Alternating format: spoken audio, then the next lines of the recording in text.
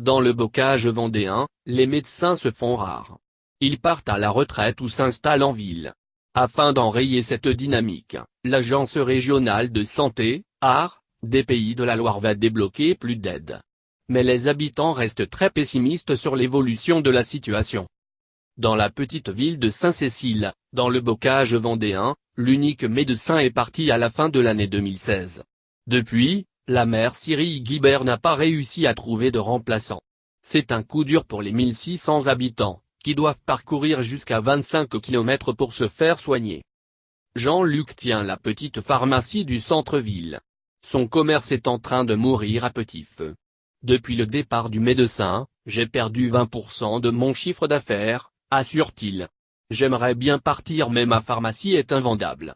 Il prône une solution radicale, obliger les jeunes diplômés de médecine à faire 5 ou 6 ans dans les campagnes. Dans la ville voisine, à Saint-Martin-des-Noyers, la situation est critique même s'il reste encore un médecin. Pour 2300 habitants, c'est insuffisant, affirme Daniel Menanteau, le maire de la commune. En plus, il va partir à la retraite dans 4 ou 5 ans. L'élu a tout essayé pour attirer un médecin à Saint-Martin-des-Noyers. On a sollicité un cabinet privé, l'Agence régionale de santé, ARS, des médecins étrangers. On a même fait paraître des annonces sur le Bon Coin, révèle-t-il, dépité. Certaines villes payent des médecins généralistes pour qu'ils viennent s'installer chez eux, nous, on n'a pas assez d'argent. L'ARS élargit les aides. Avec l'évolution du système de zonage de l'ARS, l'attractivité des communes les plus rurales devrait être augmentée.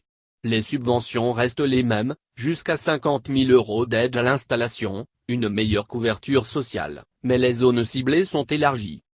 L'ancienne zone d'aide aux médecins, zone d'intervention prioritaire et zone d'action complémentaire, datant de 2012, recouvrait 25% de la population de la Vendée.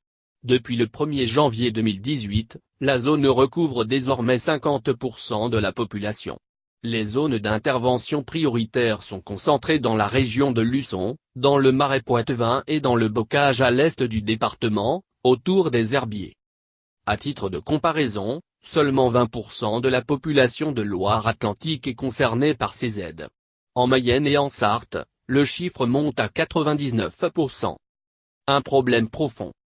Avec l'effet baby-boom, beaucoup de confrères partent à la retraite en ce moment, affirme Jean-Louis Clouet, président de l'Ordre des médecins de Loire-Atlantique.